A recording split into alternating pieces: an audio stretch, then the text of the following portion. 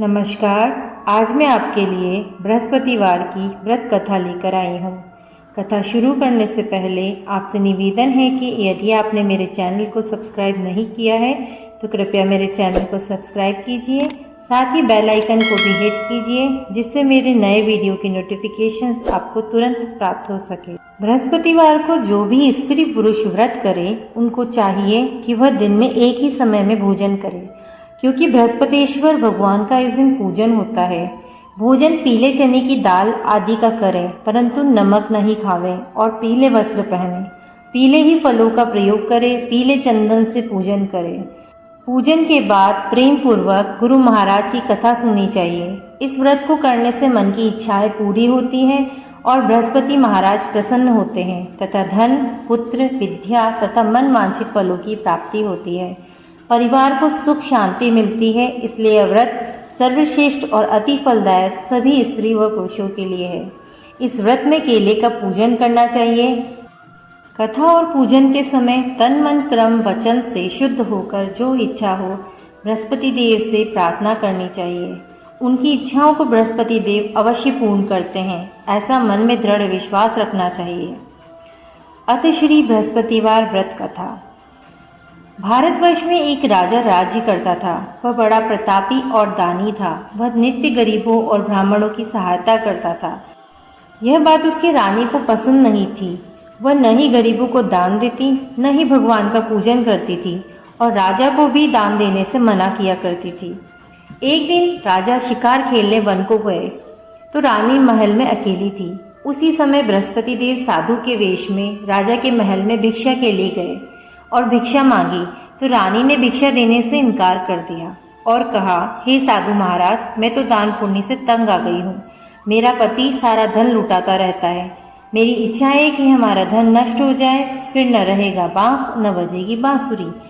साधु ने कहा, देवी तुम तो बड़ी अजीब हो। धन संतान तो सभी चाहते हैं, पुत्र और लक्ष्मी तो पापी के घर भी होनी चाहिए। यदि तुम्हारे पास अधिक धन है तो भूखों को भोजन दो, प्यासों के लिए प्याऊ बनवाओ, मुसाफिरों के लिए धर्मशालाएं बनवाओ। जो निर्धन अपनी कुंवारी कन्याओं को विवाह नहीं कर सकते उनका विवाह करा दो। ऐसे और भी कई काम हैं जिनके करने से तुम्हारा यश लोक परलोक में फैलेगा। परंतु रानी पर उपदेश का कोई प्रभाव न पड़ा। वह बोली, महाराज आप मुझे कुछ न समझाए, मैं ऐसा धन नहीं चाहती जो हर जगह बांटती फिरूं। साधु ने उत्तर दिया, यदि तुम्हारी ऐसी ही इच्छा है तो यही सही, तथास्तु। तुम ऐसा करना कि बृहस्पतिवार को घर लीपकर पीली मिट्टी से अपना सिर धोकर स्नान करना, भट्टी चढ़ाकर कपड़े धो लेना। ऐसा करने से तुम्हारा सारा धन नष्ट हो जाएगा। इतना कहकर वह साधु महाराज वहां से चले गए। जैसे वह साधु कहकर गया था, रानी ने वैसा ही किया। 6 बृहस्पतिवार ही बीते थे कि उसका समस्त धन नष्ट हो गया और भोजन के लिए दोनों राजा और रानी तरसने लगे, सांसारिक भोगों से दुखी रहने लगे। तब वह राजा रानी से कहने लगा कि तुम यहीं रहो, मैं दूसरे देश में जाता हूँ, क्योंकि यहाँ पर मुझे सभी मनुष्य जानते हैं, इसलिए मैं यहाँ कोई और काम नहीं कर सकता। देश चोरी परदेश भीख बराबर है। ऐसा कहकर राजा परदेश चला गया। वहाँ जंगल को जाता और लकड़ी काट कर लाता और शहर में बेचता। इस तरह जीवन व्यतीत करने लगा। एक दिन दुखी होकर जंगल में एक पेड़ के नीचे आसन जमाकर बैठ गया। वह अपनी दशा को याद करके व्याकुल होने लगा। बृहस्पतिवार का ही दिन था। एकाएक उसने देखा कि निर्जन वन में एक साधु प्रकट हुआ। वह साधु भेष में स्वयं बृहस्पति देवता थे। लकड़हारे के सामने आकर बोले, हे लकड़हारे, इस सुनसान जंगल में तू चिंता मग्न क्यों बैठा है? लकड़हारे ने दोनों हाथ जोड़कर प्रणाम किया और उत्तर दिया, महात्मा जी आप सब कुछ जानते हैं, मैं क्या कहूँ। यह कहकर रोने लगा और साधु को अपनी आत्मकथा सुनाई। महात्मा जी ने कहा, तुम्हारी स्त्री ने बृहस्पतिवार के दिन वीर भगवान का निरादर किया, उसी कारण तुम्हारी यह दशा हुई। अब तुम चिंता मत करो, मैं जैसा कहता हूँ वैसा करो तो तुम्हारे सब कष्ट दूर हो जाएंगे और भगवान पहले से भी तुम्हें अधिक संपत्ति देंगे। तुम बृहस्पतिवार के दिन कथा किया करो। 2 पैसे के चने मुनक्का मंगवाकर उसका प्रसाद बनाओ और शुद्ध जल से लोटे में शक्कर मिलाकर अमृत तैयार करो। कथा के पश्चात अपने सारे परिवार और सुनने वाले प्रेमियों में अमृत व प्रसाद बांटकर खुद भी ग्रहण करो। ऐसा करने से भगवान तुम्हारी सब कामनाएं पूरी करेंगे। साधु के ऐसे वचन सुनकर लकड़हारा बोला, हे प्रभु, मुझे लकड़ी बेचकर इतना पैसा नहीं मिलता जिससे भोजन करने के बाद कुछ बचा सकूं। मैंने रात्रि में अपनी स्त्री को व्याकुल देखा है। मेरे पास कुछ भी नहीं है जिससे उसकी खबर मंगा सकूं। साधु ने कहा, हे लकड़हारे, तुम किसी बात की चिंता मत करो। बृहस्पतिवार के दिन तुम रोजाना की तरह लकड़ियां लेकर शहर को जाओ। तुमको रोज से दुगना धन प्राप्त होगा, जिससे तुम भली भांति भोजन भी कर लोगे और बृहस्पति देव की पूजा का सामान भी आ जाएगा। इतना कहकर साधु अंतर्ध्यान हो गए। धीरे धीरे समय बीतता गया। लकड़हारा जंगल से लकड़ी काटकर शहर में बेचने गया। उसे उस दिन और दिन से ज्यादा पैसा मिला।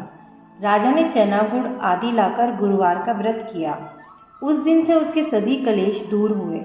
परंतु जब दोबारा गुरुवार का दिन आया तो बृहस्पतिवार का व्रत करना भूल गया। इस कारण बृहस्पति भगवान नाराज हो गए। उस दिन से उस नगर के राजा ने विशाल यज्ञ का आयोजन किया तथा शहर में यह घोषणा करवा दी कि कोई भी मनुष्य अपने घर में भोजन न बनावे, न आग जलावे। समस्त जनता मेरे यहाँ ही भोजन करने आवे। इस आज्ञा को जो न मानेगा उसके लिए फांसी की सजा दी जाएगी।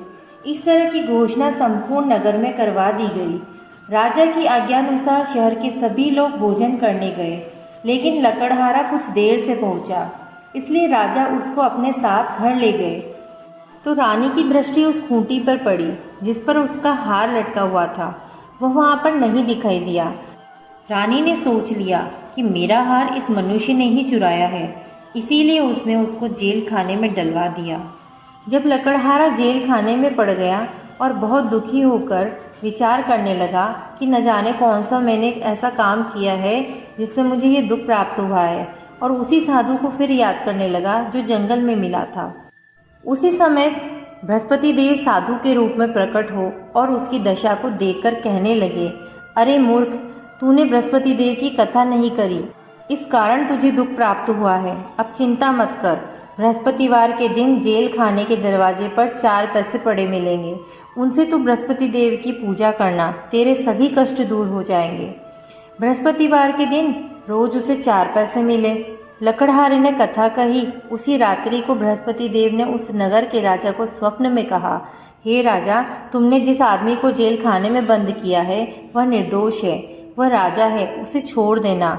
रानी का हार उसी खूंटी पर लटका है। अगर तू ऐसा नहीं करेगा तो मैं तेरे राज्य को नष्ट कर दूंगा।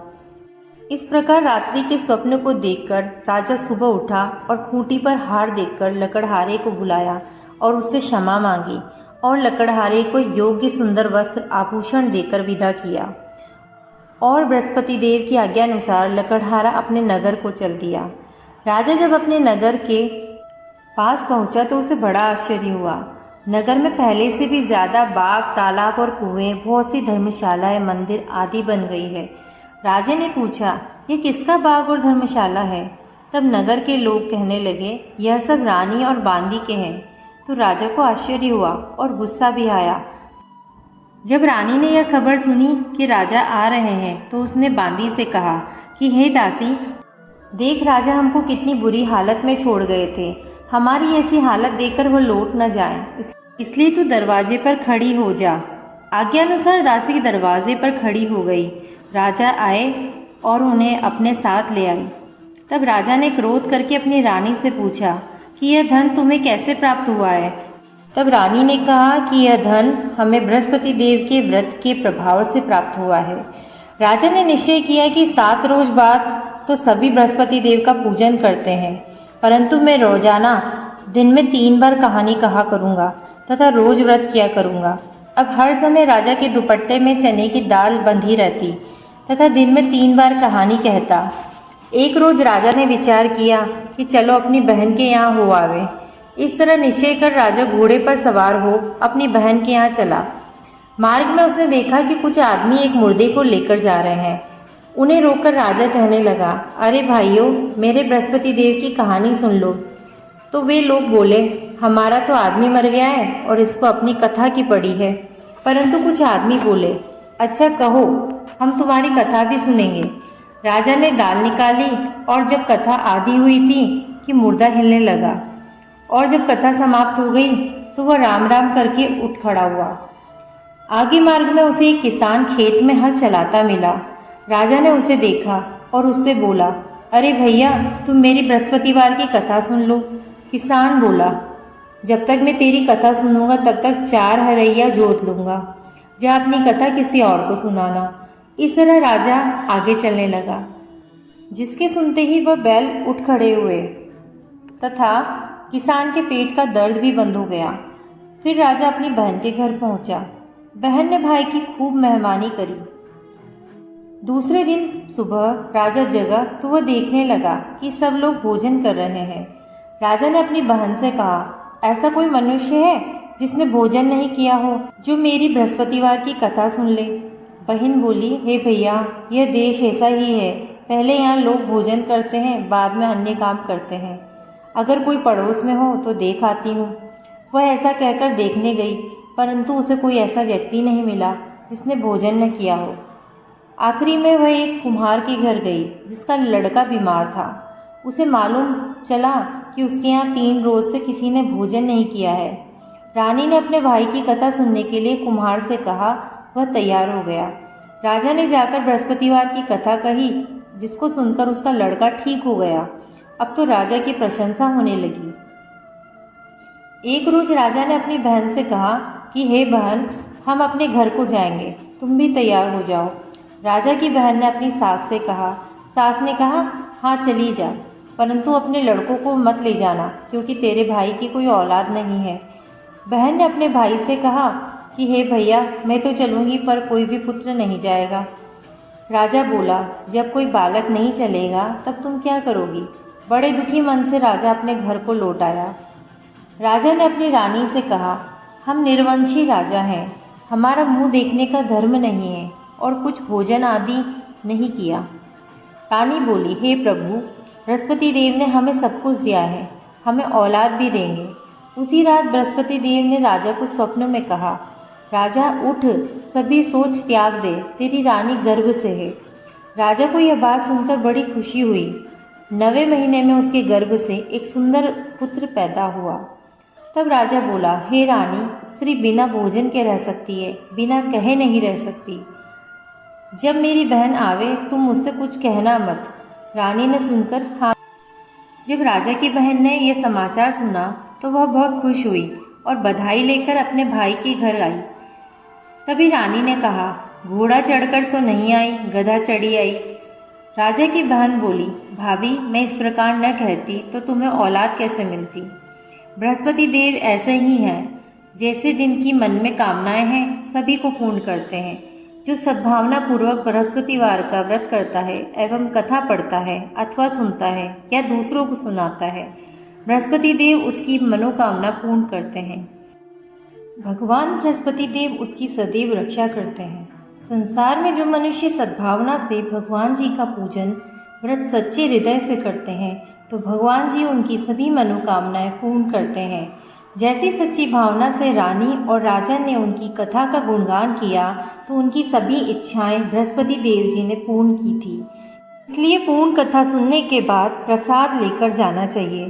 हृदय से उनका मनन करते हुए जयकारा बोलना चाहिए।